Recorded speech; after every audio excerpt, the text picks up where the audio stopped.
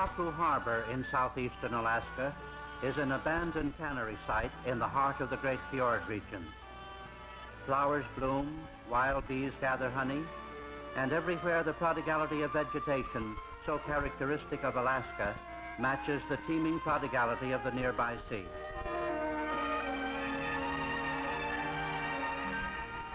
This black lily is called the Kamchatka lily, or Indian rice, and at its base is a large knob of pure starch. With the nearby red berries, one could subsist on it a long time if stranded anywhere in Alaska.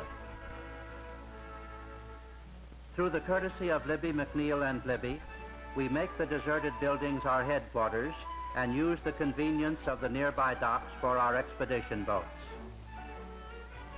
We are now gassing up and making ready to start on an adventurous trip into the nearby fjords. We use two boats whenever we go into the wild fjords of Alaska. A Shell Lake cabin cruiser for pleasure, speed, and running about, and a rugged Allegheny metal stainless steel cruiser made especially to go into ice-choked fjords with a minimum danger. The hull is 14-gauge steel, thick enough to hit anything that gets in the way. I have had it in salt water since 1936. It has survived storms and abuse and neglect that has been the lot of no other boat in Alaska and has never let us down. Recently, we have added a Shell Lake skiff, light enough to put on top of either our Shell Lake cruiser or our steel boat, and sturdy enough to add a safety factor very desirable in Alaskan waters.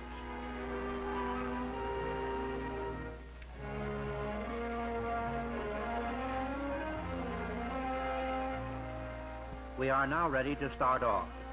One pull on our 25-horse Johnson outboard, and the powerhouse roars into action. The turn of a simple clutch sends the energy into the propeller, and off we go, away from the dock and pointed at the narrow opening of the circular bay.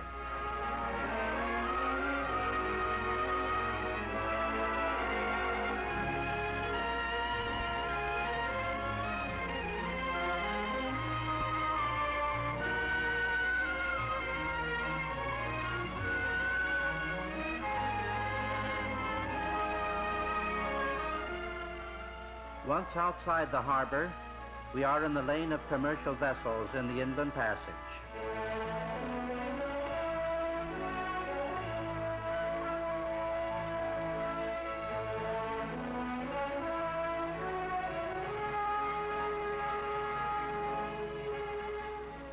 We cruise along past the stands of forest growth that make this area one of the most valuable pulp and mineral sections of the world.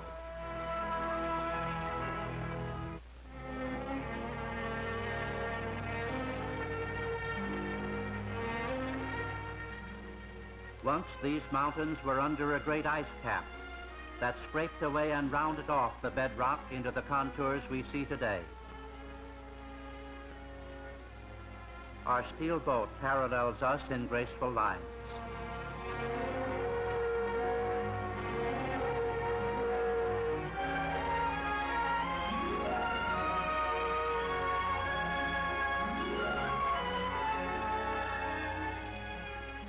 Here we see a landslide that tore away a whole section of forest. There is no topsoil. Trees pancake their roots on the solid rock.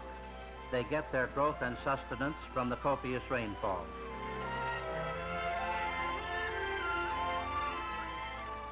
The great American eagle is in his protected sanctuary in southeastern Alaska. Here a large bald-headed specimen takes off from a treetop perch.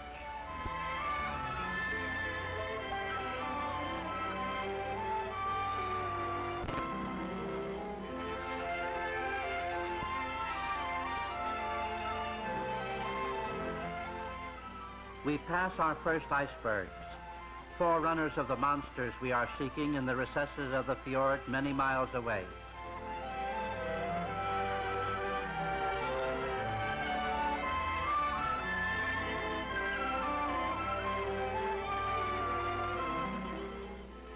This one has a shelf underwater and is to be skirted with care.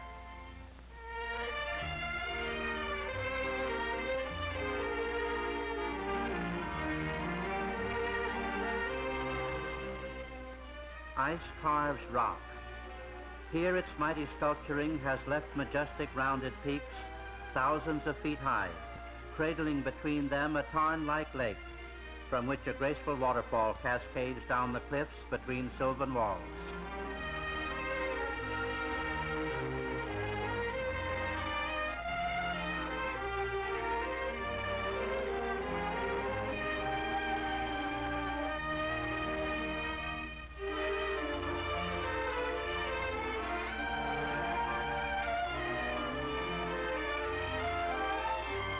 A stranded iceberg near the waterfall attracted my attention. Here was an ideal spot to put my new Shell Lake boat and 25-horse Johnson engine through their paces for dependability and maneuverability. These two qualities I might need later on, and here was a chance to judge. They say that familiarity breeds contempt. Well, not always.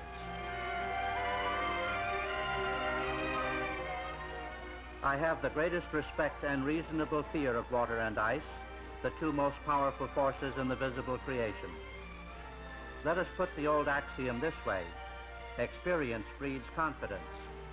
In my many years of Alaskan exploration, I have encountered just about everything water and ice can do. Many a near brush with death has been averted, and many a dangerous experience has been our lot. But each time we learned something. Each time we gained a little more insight into the behavior of ice and water under varying conditions. And the sum total of it all, plus the fundamental immutability of the physical laws of nature, was that now we can disport ourselves in what would be dangerous or even foolhardy for others less experienced. The reward of knowledge acquired through effort. It was fun dashing between the berg and the mountain wall and its waterfall. Would the berg turn over? Would projecting rocks or ice puncture our wooden hull? Engine and boat did everything I desired, and all this in a blue world of ice.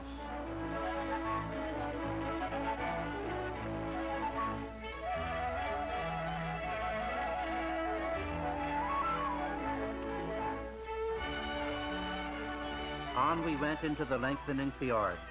Awesome grandeur on all sides.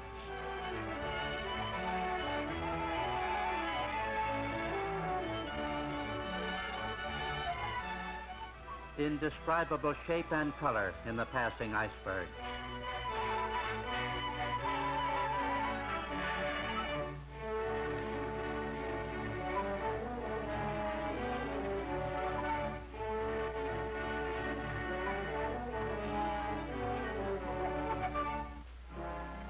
A knob of rock thousands of feet high marked the position of a sheltered cove I had noticed on a previous expedition. It was the only place in the fjord that was ice-free and where boats could anchor in safety. It was low tide, and so we carefully beached our two craft for better unloading our equipment and found a level spot for the tents. Our newly acquired gadget bags made unloading very speedy and pleasant.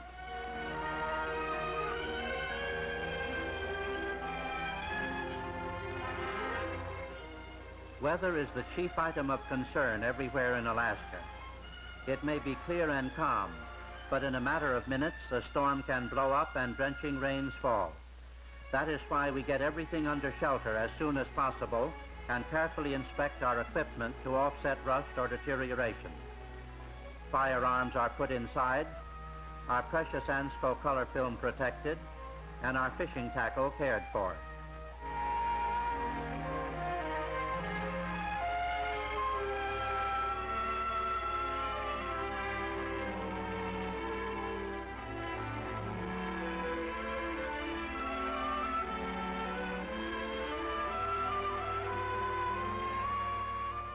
In a quarter century of outdoor life, we have added many a practical luxury from time to time.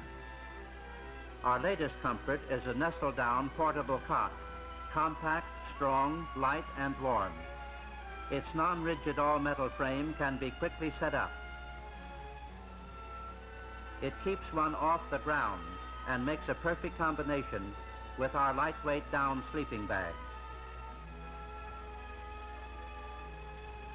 For crowded quarters, it is unexcelled.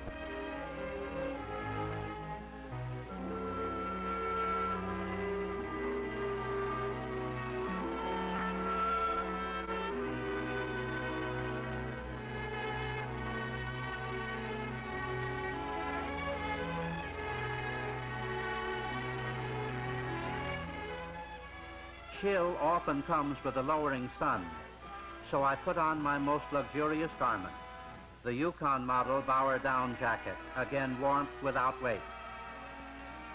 I never take a chance on rust through dampness getting into our valuable equipment. I carefully go over my speed graphic.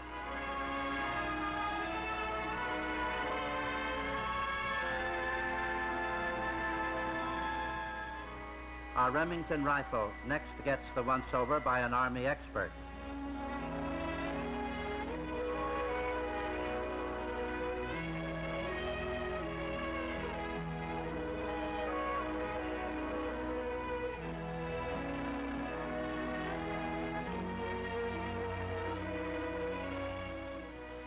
I find the Delta Power King throws a beam for a mile and is essential for the Alaskan outdoors.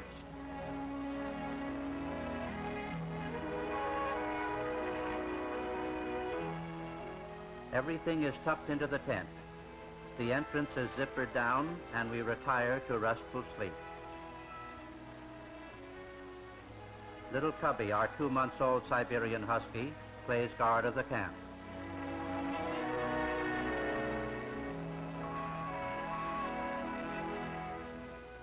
When sunrise tints the morning sky with glory, all nature is entranced at this indescribable vision of color.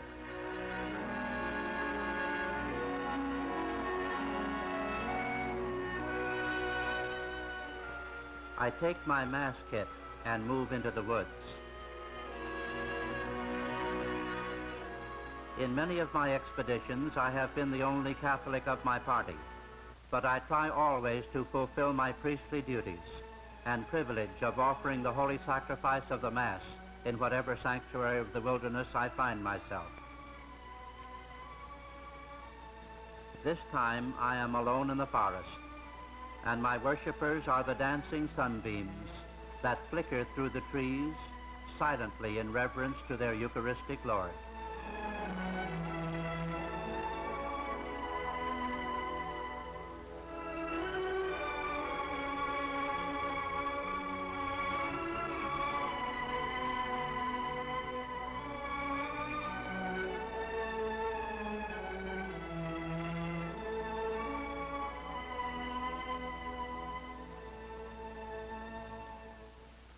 Prosaic breakfast reminds us that the weather is good and strength of body must be ensured for the day's work that lies ahead. It looks good and tastes good too.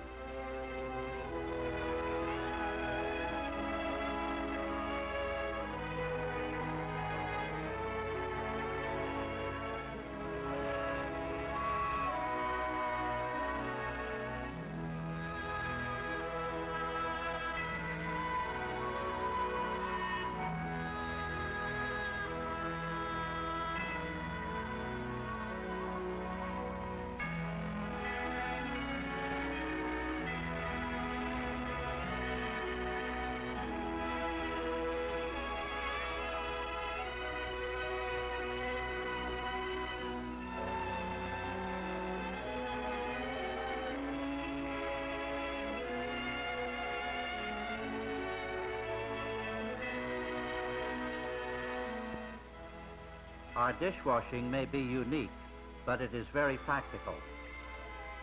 Beach grass is tough and firm, and the sandy grit on the roots makes it better than steel wool for getting grease and soot off fire-blackened pots.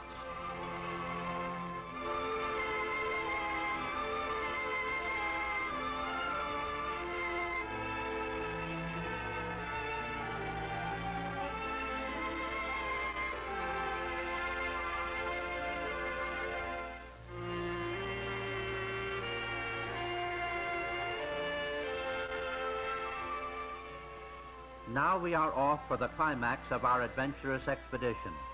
We are going to the fiord of blue ice. Ed brings little Cubby. It is his first major expedition, and he has to learn the ropes.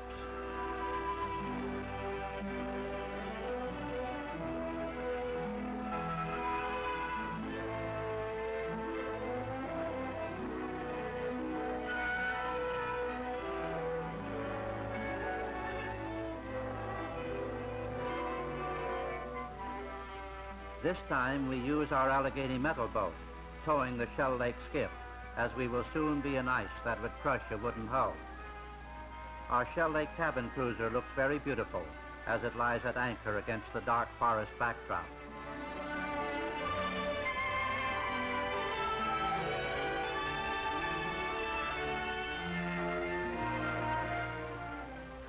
Now we enter the Titan's stronghold, massive rock battlements that tower majestically above us. In these surroundings, we feel as tiny and insignificant as we look in this immensity.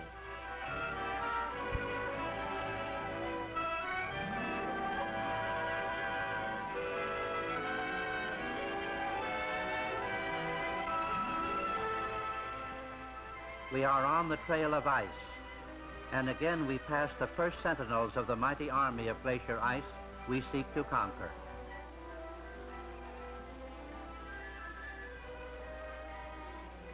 One-seventh above water, 6/7 below, grotesque, weird, and startling blue.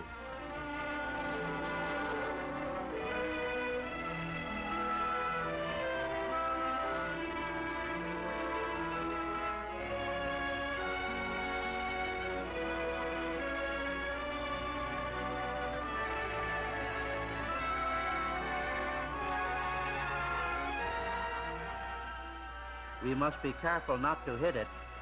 Our stainless steel boat is rugged, but ice even more so.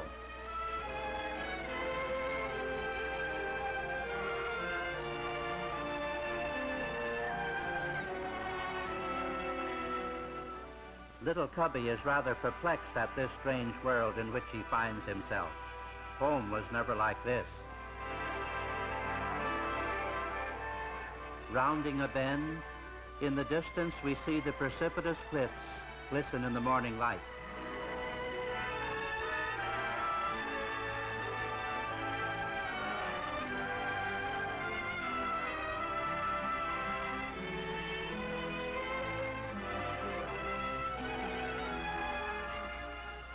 The floating ice is getting thicker, so Ed pulls the little skiff to safety on the steel deck and makes it fast.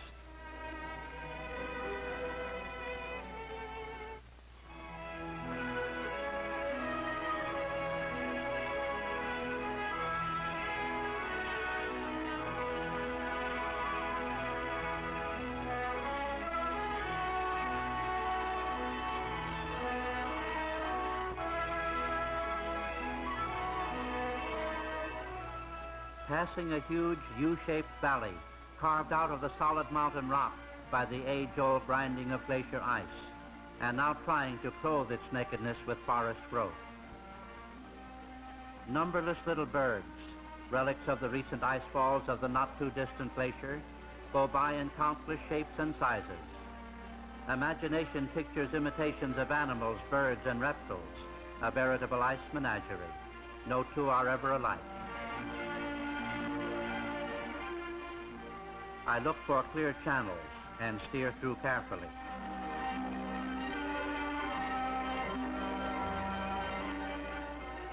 The birds soon become thicker and larger, and Ed goes to the bow with a pike pole to fend them off so we can proceed in greater safety.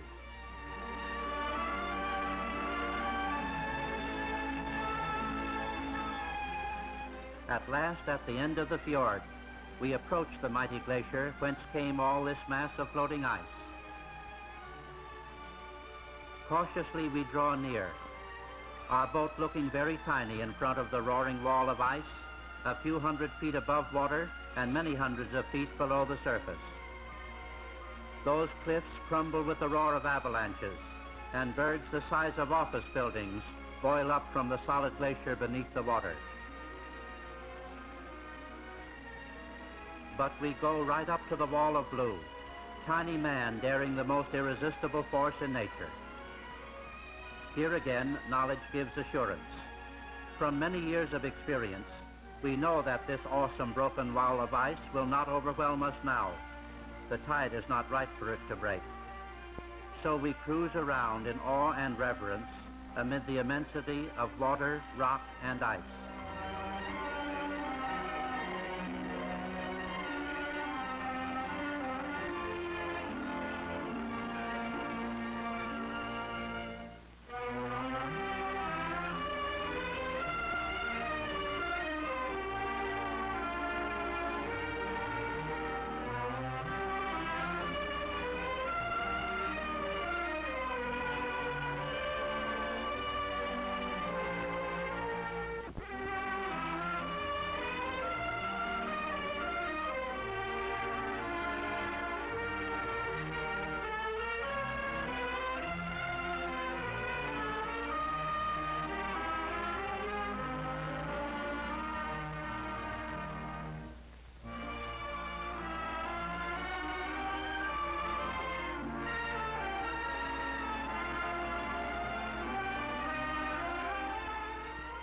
Now comes a lighter moment as we wait for the closed-up ice floes to spread out and melt their way to the distant waterways of the inland passage. Ed and Joe break off chunks of ice, literally thousands of years old, or millions if you wish, to cool the delicious crabs we caught in Taku Harbor.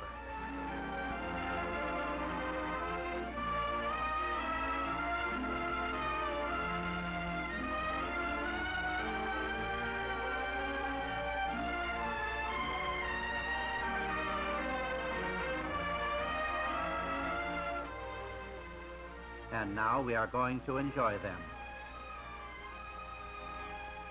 Our cruiser is made of stainless steel, so we polish a spot on the afterdeck over the gasoline tank and pour out a goodly amount of tomato catsup for flavoring.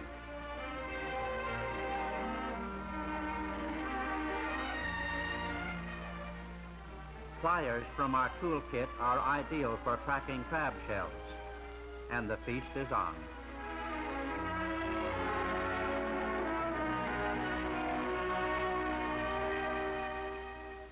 And how good it tastes, with appetites as keen as the clear, cold air of this Alaskan fjord.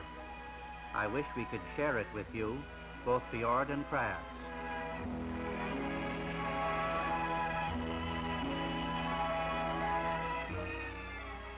The outgoing tide has spread the locked bergs of the last crumbling of the glacier front, so we head for our objective, home of the imprisoned blue icebergs.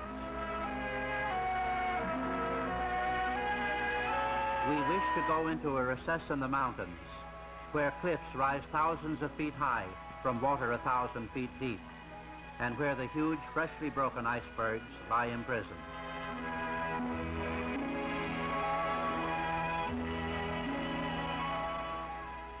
Weird forms pass by.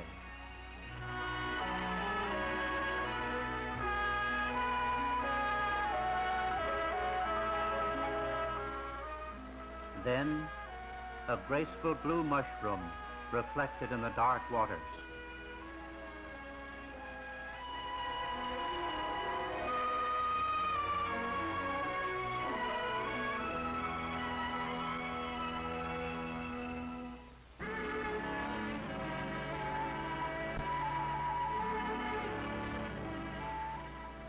We fend off some obtruding ice.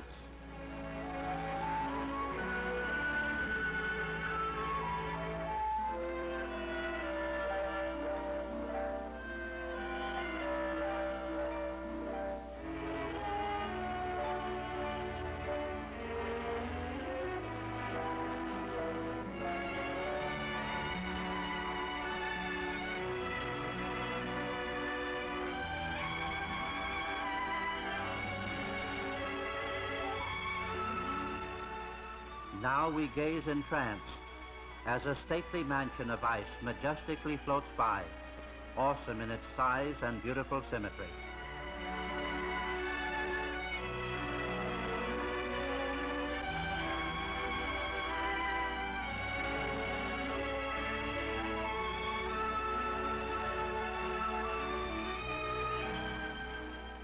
At last, into the heart of the fjord, the hole in the mountains we had never been able to penetrate before, where the largest bergs lie imprisoned. And there they are, huge, broken, menacing, and a blue unlike anything on earth. Cobalt, sapphire, lapis lazuli. Take your choice of any shade of blue you ever saw, and it is there.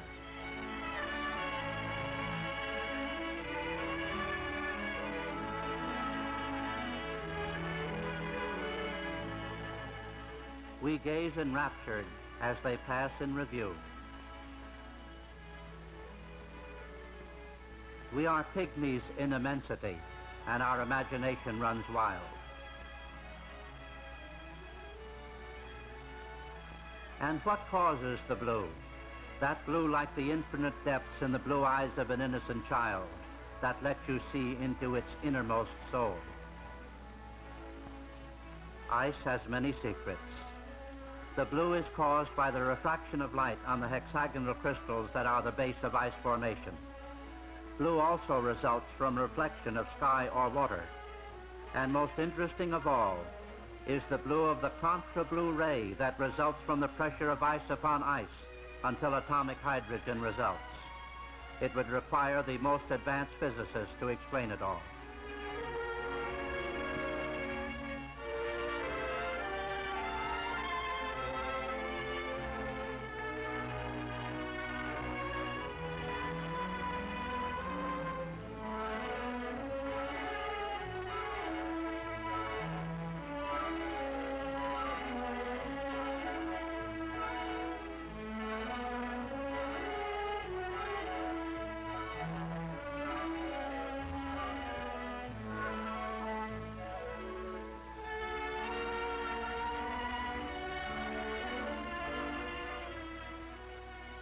Ice sculptures rock, water sculptures ice.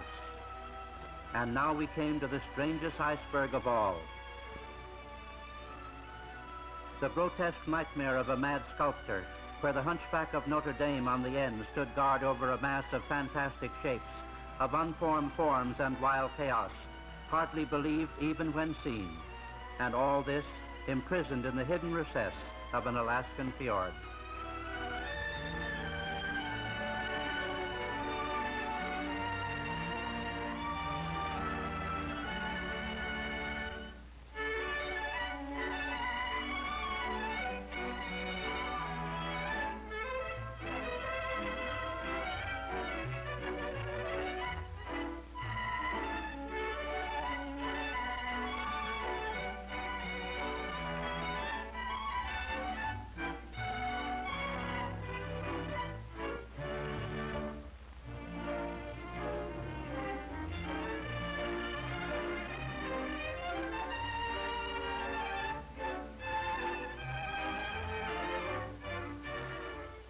From all this wildness, we close with a lifelike sculpturing of ice, little Cubby, our Alaskan puppy.